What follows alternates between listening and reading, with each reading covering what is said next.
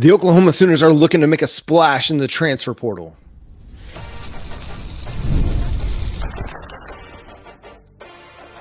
You are Locked On Sooners, your daily podcast on the Oklahoma Sooners. Part of the Locked On Podcast Network, your team every day. What's up, Sooner Nation? Welcome to Locked On Sooners, and thank you for making Locked On Sooners your first listen every single day. Shout out to all the everydayers out there. Today's episode is brought to you by Game Time. Download the Game Time app, create an account, and use code LOCKEDONCollege for $20 off your first purchase over at Game Time. He's Jay Smith. I'm John Williams. The Oklahoma Sooners might be on the verge of making a big splash via the transfer portal, Jay, as it is being reported that Oklahoma is the front runner for running back Jaden Ott, the Cal running back who is entering the transfer portal.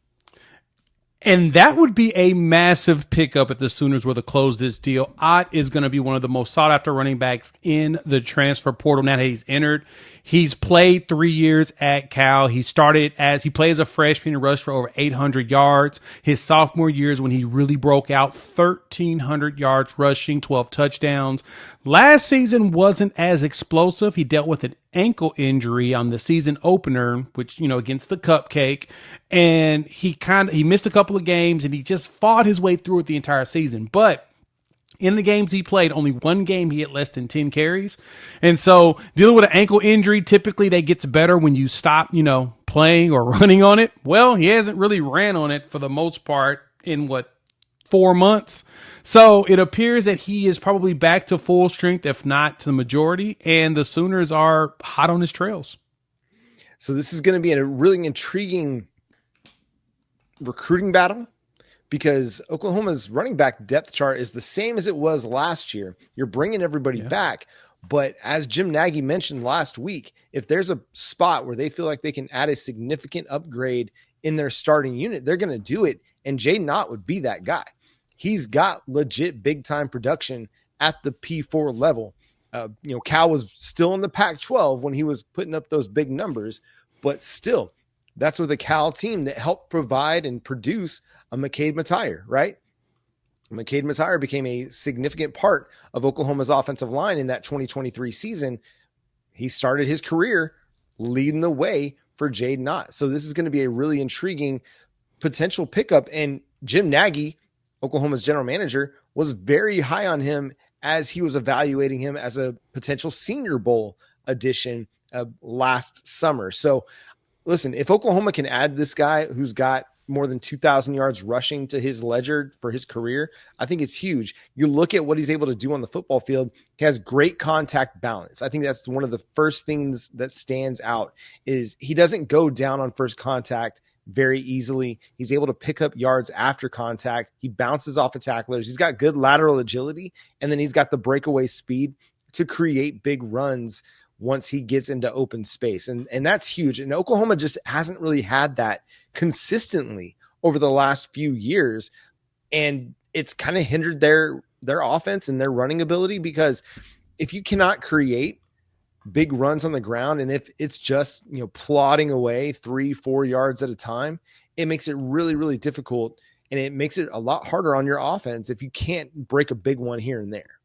Yeah, that hinders your offense if you don't have a running back that's able to break one here and there. And like you mentioned, and the cool thing is we saw that with Xavier Robinson. He started to give you a little bit that, especially in the Alabama game. He was basically carrying the team to a victory. You saw a little bit from Gavin Sawchuk, but he has to get healthy. He's putting on some weight. So we'll talk about what this means for our running back room in a moment. But a player of Jaden Ott's stature, 3,460 yards of all-purpose yards over the past 3 seasons for Cal.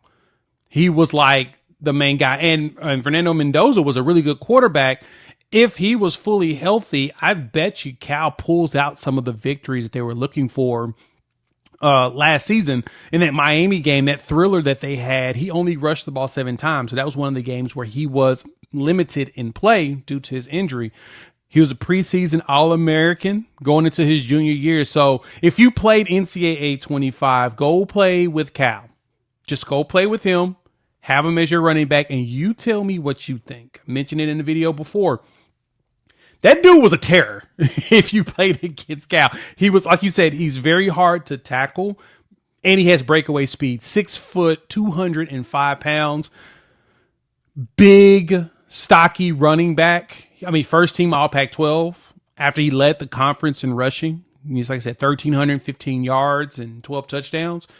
He's giving you, he walks in as RB1. And I bet you other SEC schools, the minute he hit the portal, picked up the phone, have been calling him. I wouldn't be shocked if I see that there's kind of a battle with some of the other big boys, because he is a heavily sought after running back right now. So, John, I think that if Oklahoma is leading and Oklahoma closed the deal, you just lined up top 3 running back and a top 3 quarterback in the transfer portal going into next season.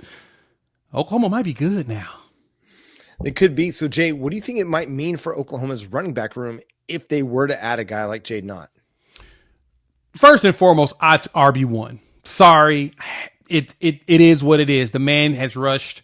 He rushed for over 2,100 yards in his first 2 seasons in Power 5 football. And this was when the Pac-12 was actually competitive, when we considered them as having the best quarterbacks in the country, and the defenses were not bad. I mean, Oregon was looking good. I mean, you saw some fight from everybody in that conference. So we can't pretend like it was just cake for a running back like him. It was a pass-heavy conference, and he ran for 1,300 yards. So he's RB1. When you look at the rest of the roster, though, I'm assuming you're going to lose at least one running back. Right now, Torrey Blaylock is a true freshman. He's definitely going to be around. He is starting to ascend, but he's a true freshman. You want to be careful with that. You want to play him, and if he shows you he can break out the whole season, then you keep feeding him the ball. Xavier Robinson's definitely going to get a lot of touches. He's already proven himself as someone that's capable, so I expect a lot of Xavier Robinson as well. My question is going to be from the 2 Sawchuk brothers, Javonte Barnes and Taylor Tatum. Now, we saw a lot of Taylor Tatum in the Crimson Combine. It seemed like he was quiet in practice, but now it seems like he's ascending himself back up. So maybe he's worked on some things he needs to work on, and they're going to trust him. So if I was to be a betting man, we talked about this before, Javonte Barnes is kind of in a position where, because he's not healthy, he could end up portaling. And I say that because he's a senior. He's done after this season if he does not redshirt. Now, there is a world where they will redshirt him and try to keep him around, but I could see Barnes ending up heading back closer to home, going west. I could also potentially see the Sawchuk brothers hitting the portal. I don't know. I think Sam Franklin is probably the one I would say is most likely to go portal if he has to. Yeah, it just seems like if you add a guy like Ott, you're going to, I don't want to say you don't need some of these other veterans, but you're starting to have a little bit too much depth of guys that don't have much of a long-term future with Oklahoma. Right. I mean, after 2025, Xavier Robinson, Taylor Tatum, Torrey Blaylock, that's your top trio. If we keep all these guys through the 2025 season, that's your top 3. And you feel really good about that group, especially if Taylor Tatum has improved his ball security. You feel really good about that group going into 2026. I don't think you need to necessarily have a veteran leading that group, because Xavier Robinson has shown that he's capable of carrying the load against a good Alabama team, and he produced. It's true. Would you go into the portal and look to add a veteran? Probably, but I think the way forward, it wouldn't surprise me to see one of your guys out of the 2022 recruiting class, either Barnes or Sawchuk.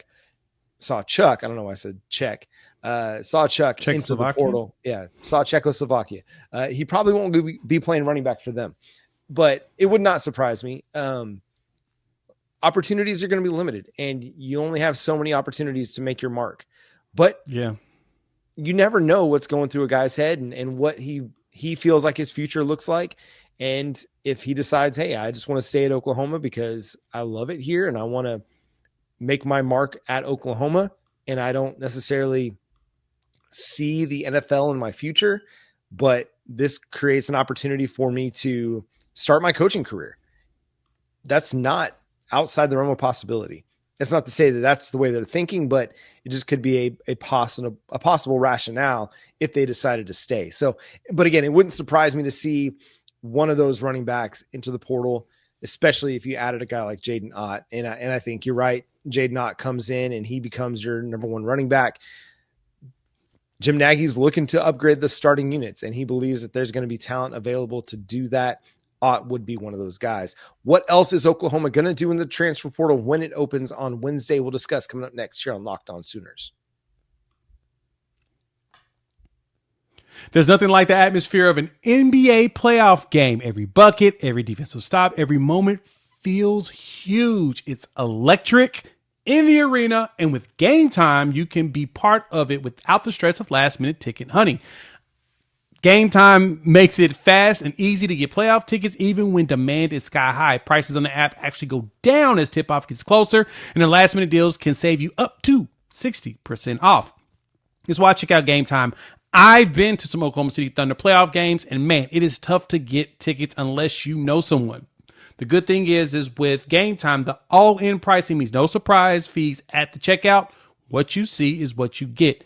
Makes it easy for me to budget and prepare for it, just so I can go out there and cheer on my team. So take the guesswork out of buying tickets with Game Time. Download the Game Time app, create an account, use the code LOCKEDONCollege for $20 off your first purchase. Terms apply. Again, create an account, redeem the code LOCKEDONCOLLEGE for $20 off. Download Game Time today. Last minute tickets, lowest prices guaranteed. Thanks again for making Locked On Sooners your first listen every single day. Shout out to all the everydayers out there tuning in and subscribe to the show wherever you get your podcasts. Part of the Locked On Podcast Network, your team every day. So, Jay, we know that Oklahoma is going to be in pursuit of Jaden Ott. Pete Nakos of On3 believes that they're the leaders. What else do you think that they're going to be doing in the transfer portal? Where else might they be active? Don't be surprised if we're going for a tight end. Don't be surprised if we go for a tight end from a school that we've already gotten a player from. Mainly because Ben Arbuckle mentioned during the Crimson Combine that one position that he felt like has had the biggest improvement on the team was tight end. I'll give him that. It's pretty exciting to hear that that is how he feels about that, while at the same time we all understand that the bar was probably pretty low. And it's more so because the guys that we were the most excited about growing in that room have been dealing with injuries. That's what thing that we've been dealing with is some unfortunate, like we talk about the wide receiver room and it's bad luck. We should probably talk about the tight end room as well, because the tight end room has really need some sage. We need to figure out something, get something going on, because man, they have dealt with so much pain. We've seen some of the good recruits that we were excited about, especially the Nebraska boys. They have not really been participating because what? They've been dealing with injuries. So I anticipate that we'll be active in the tight end room. And John, to be honest, we talked about this last show a little bit with the potential of a Elijah Thomas or a Keontez Lewis or and Ivan Carry-On seizing the opportunity to play now that Giovanni Gibson is down. Same thing with Jaden Gibson. I can 100% see the Sooners going to get one more wide receiver, maybe two, just to make sure that that room has got some game changers in preparation for this season. What other positions do you think we're going to go after? We know that Oklahoma is already in pursuit of an interior offensive lineman in Jake Maikkula. If they can land that, I think it's good to provide some center depth for Troy Everett and maybe even somebody that could push him a little bit for a starting job. Troy Everett is solid, and I think he's got a really nice floor to him. But if you can continue to improve your offensive line, you've got good stability. Your guys that you're projecting to start, they've been healthy all camp, and that's a great sign for the potential for this unit. But got to keep them all healthy, and you know that injuries are going to happen. And if you have an injury to left tackle and Jacob Sexton goes down, well, you're inserting Michael Fasusi. If you have an injury to Fabechi Wiwu at right guard, well, you're going to get to see the Ryan Foje show. Right tackle, Derek Simmons goes down. You've got Luke Baklenko waiting in the wings, Jake Taylor as well. So you've got depth there. At center, your depth is not as solid as it is everywhere else along the offensive line. So a Jake Malaka, that is a good place to go if Oklahoma is able to pursue and win the recruiting battle for Jake Maikkula, I think that's the place where you add some center depth. You give Troy Everett somebody that gives him to, somebody to compete with and pushes him a little bit throughout the offseason. And you just improve your competitive depth. Your depth along the rest of the offensive line is really good. You're solid everywhere else. Center is the one place where there's a bit of a question mark. Another place where I think there might be a little bit of a question mark, Jay, and you can go back to center here in a second, and that's cornerback. I think it's the only other place where I feel like there might be a question mark. And again, this is just based on what we haven't seen. And we haven't seen anybody other than Eli Bowen or Gentry Williams play at a really, really high level. And so you have a question mark there. Yeah, DB is definitely the one that we all know. And it's not, like I said, it's not an indictment or anything against other players in that room. You got a lot of young guys. So you probably want to get yourself one more proven player, and then you can rotate those young ones in there with them. More so the veteran, you want them to play a lot of, some of the critical moments in the game. And then you can rotate your young players in there to give them a breath and get them some experience. That way, going into 26, you don't have that concern anymore. But like you said, Eli and Gentry are the two DBs that you have seen play. Kendel Dolby as well, which it looks like he should make an appearance again. So that kind of gives you 3 DBs that you feel comfortable with, while at the same time thinking about that, if you haven't seen what Gentry can do because it's been a year. That shoulder, you don't know what it is. And then Eli goes down with an ankle injury, in which by the time season hits, fall camp hits, he should be back to Eli Bowen status. So you'll see how that goes. You definitely want to add yourself one more veteran. But back to the center itself, getting a Jake Maikkula, one of the big, selling points for Oklahoma for him is you may not start this year. You'll be there to push probably Troy Everett. But there's a very good chance the starting job is yours next season. And if you can sell that, because think about it, right behind Everett right now is you got Josh Isosa, you got Sean Hutton, you've got Owen Hollenbeck. And as great as the potential those 3 are, they're young, super green, no experience. And you would like to have those guys be in the system for a couple of years before you put them on the field. I know we're very high on all 3 of them and think that all 3 can provide yourself a spark that you're going to look for when it comes to that offensive line. But you want to make sure that you have someone that's more of a veteran that's actually got the snaps. And Maikkula will give you that good insurance, because we've also learned one major thing too, John. If you ain't got a backup center, and your main center goes down, things don't look very good. We went through 4 centers last season. Remember that, y'all. We had 4. From Branson Hickman, Troy Everett started it. He gets hurt. You get Branson Hickman out of the portal. You got Hickman. You got Gary and Hatchett. You played Bates there as well.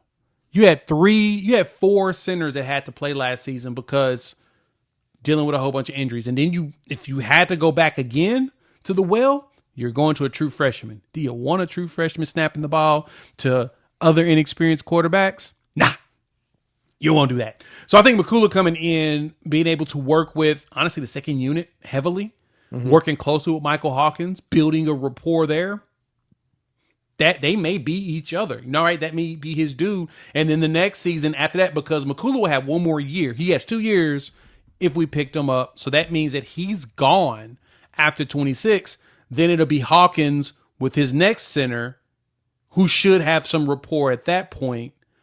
And that gives you just that one more season for Hawkins to go out there, do what he does best, prep for the league, and then the cycle continues. Well, and not only Hawkins, but you begin to develop a rapport with Ryan Foje, who's going to be your right guard, and maybe with Heath Ozida, who's going to be your left guard. So that second unit has their center of the future that they can begin building that chemistry and that continuity with, and that communication with, as they're working with the second team. I think it'd be a huge pickup. It's one of those that's like, it may not be as critical as adding a Jaden Ott and really improving your running back room, but it's not far behind, because as you mentioned, losing your starting center, it has huge ramifications on the rest of your offensive line. Like, not having a guy that is experienced and able to lead the way for the offensive line, that really does have a big ripple effect on its ability to produce. So Jake Maikkula, I mean, there might not be a more important position battle or recruiting battle that Oklahoma has in the spring portal session than that one. Because if you lose Troy Everett to injury, you're going to be in a bad way. And that's, again, no disrespect to the young guys. It's just you don't have a lot of experience there. And unless you've got a guy that you project to be a future NFLer and you just think, okay, experience is all he needs, he's going to be that guy, then okay, maybe. But if you're not sold on the fact that one of the guys on your depth chart could be a future NFL starter at center behind Troy Everett, then you need to make an addition, and you got to make it in the portal. Last thing I want to ask you here on Kendel Dolby. What do you think the potential is that they could move him to cornerback with the emergence of Kendall Daniels and Reggie Powers III at Cheetah? I think it'd be a great idea. We've seen Dolby in coverage, and he looks really good. Mm-hmm. So you could take advantage of that. And the other thing is that you can sneak him in towards nickel and have him blitz with someone going to the outside to catch on the flat for him. So because of his versatile ability, and we've seen him be really good on pursuit for quarterbacks, yeah, it would make sense to put him out there with with an Eli, or replace an Eli with him and have a Gentry on the other side. The good thing is you've got 3 corners that can play. Now, granted, he was cleared a month ago, BV said, but they're, playing with caution, similar with Eli's and Gentry, why you haven't really seen those 3. But watching him go through drills looks like a little bit like his old self. The good thing for him is whenever you get closer to the season, and if you do add a veteran corner, you now establish yourself with an easy 2 deep that is going to be able to actually play, that's played some snaps. But KD going out there and being there, because like you mentioned, Kendall Daniels, Reggie Powers have stepped up in that Cheetah role. Same thing with Taylor Heim. Mm-hmm. The big thing is with Daniels and Heim at their size, 6'5" and 6'6", and that makes them very dangerous on the defensive side, because it's going to be kind of hard to throw the ball against dudes that big, and they're willing to hit. You got some dudes that's going to be some stoppers in the run game. So, and that's basically what you're getting out of Kip and Kobe anyway, too. Your entire linebacker room is built for that. So I do like the idea of Dolby playing more corner. He's going to play some nickel, but I would love for him to play on the outside as well.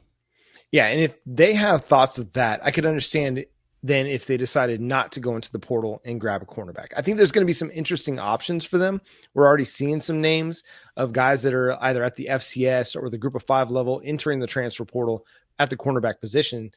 So there might be some intriguing options for Oklahoma, but I think if they do add a guy, it's going to be somebody that has more than just 1 year of eligibility remaining, because if you bring him in and say he's not a better option than what you've already got on the roster, well, you want to continue to have that depth, have that ability, and let the competition play out and see how it all unfolds. But I think you've got intriguing options, and a guy like Jacoby Johnson, people have been speaking really highly of him and what he's been able to do with Eli Bowen and Gentry Williams sitting out. He's gotten a lot of run. He's gotten a lot of opportunity to take some first team reps with the defense. Same with guys like Malik Hawkins and Cortland Guillory and Tristan Haynes.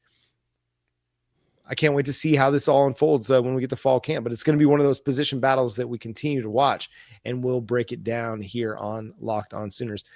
The NIL transfer portal drama does not stop with Oklahoma. Nico Iamaleava and the Tennessee Volunteers made a lot of headlines over the weekend for what happened out in Knoxville. We'll discuss coming up next here on Locked On Sooners.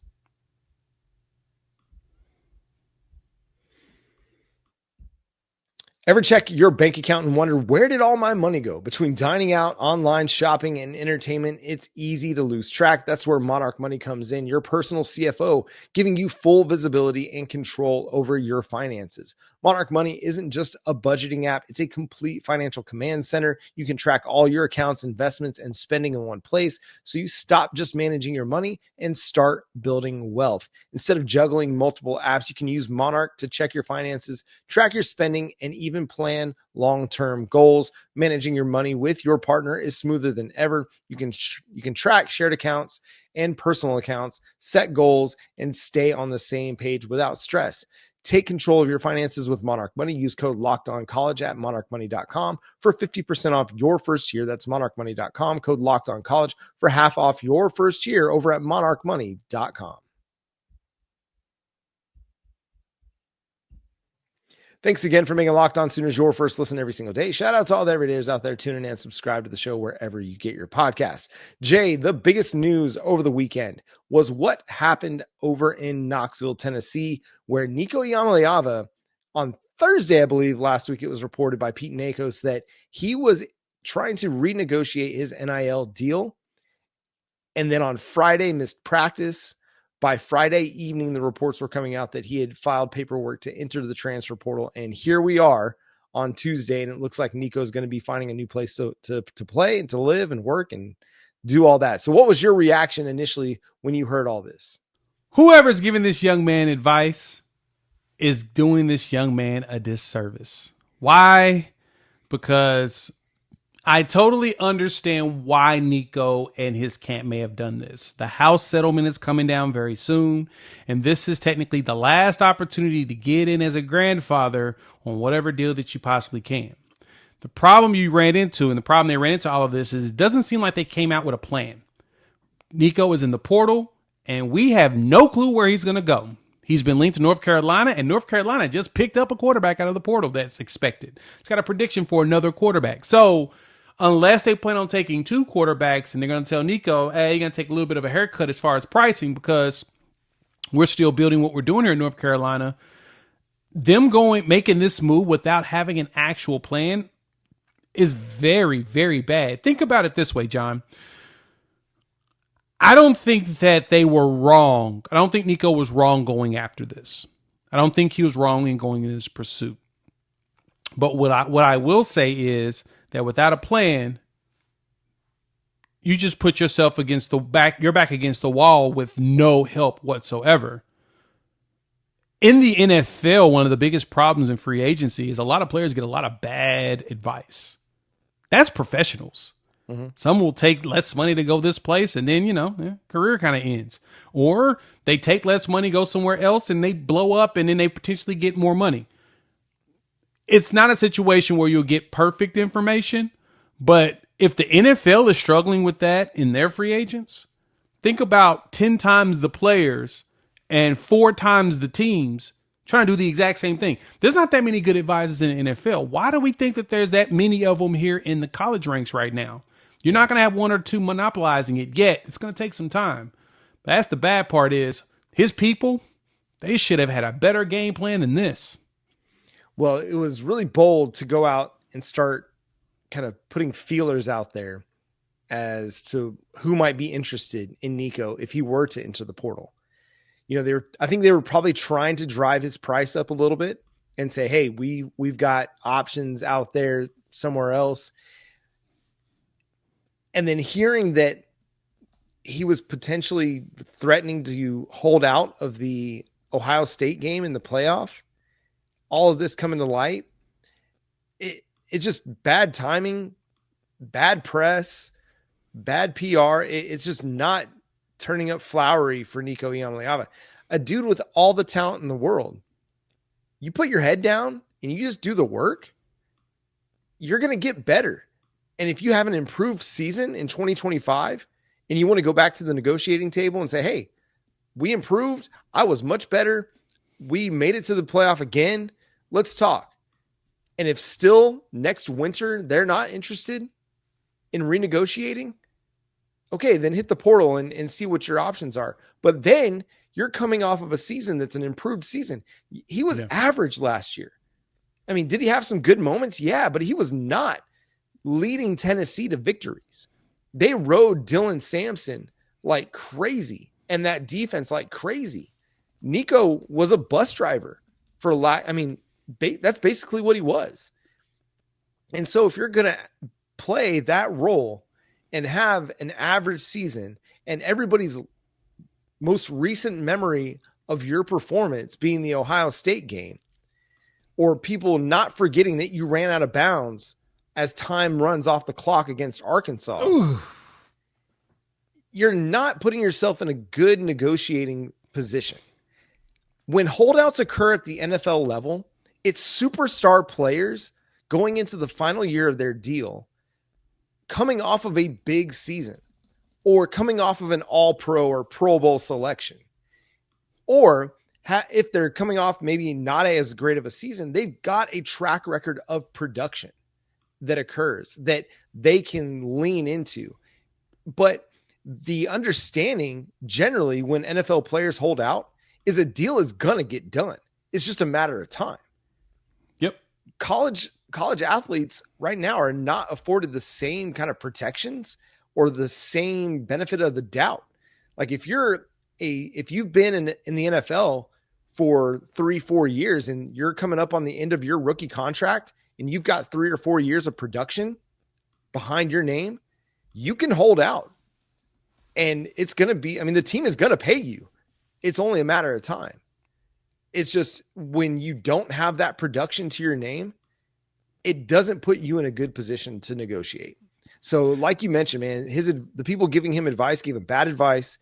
And listen, I applaud Josh Heupel and the Tennessee Volunteers for taking the stance that no, we're not going to renegotiate a deal that already made you a significant amount of money and put you in the upper echelon of college athletes and how much they were getting paid, and setting the bar so high coming out of high school.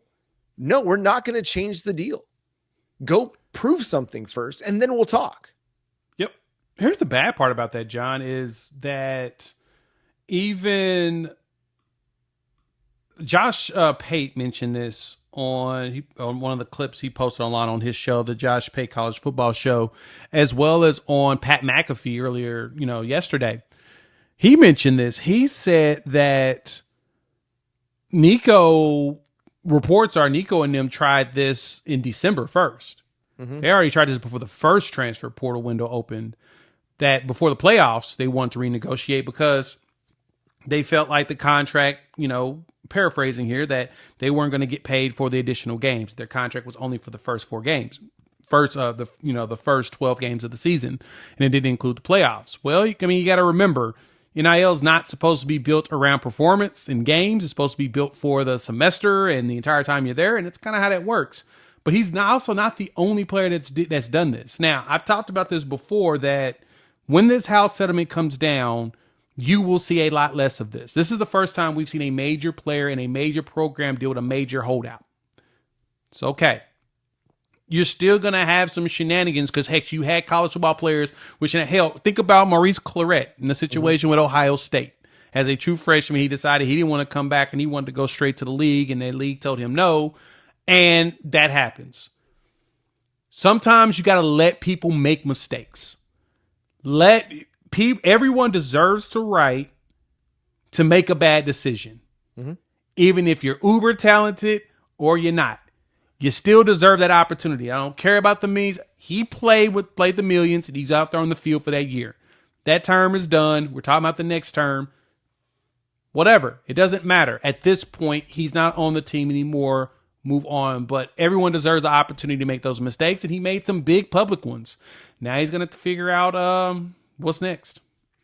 Yeah, it's one of those situations, and I keep coming back to this. Had he had a season where he was an all SEC selection, even a second team selection, and put up 30 total touchdowns, 35 total touchdowns, and led them to some significant wins, like not rode Dylan Sampson to some significant wins, but he was the catalyst in which led them to wins, then he would have been in a better spot to negotiate.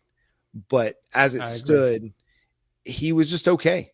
He didn't kill him, but he also didn't elevate them to a higher level. So it all comes back to, what have you done? What have you done for me lately?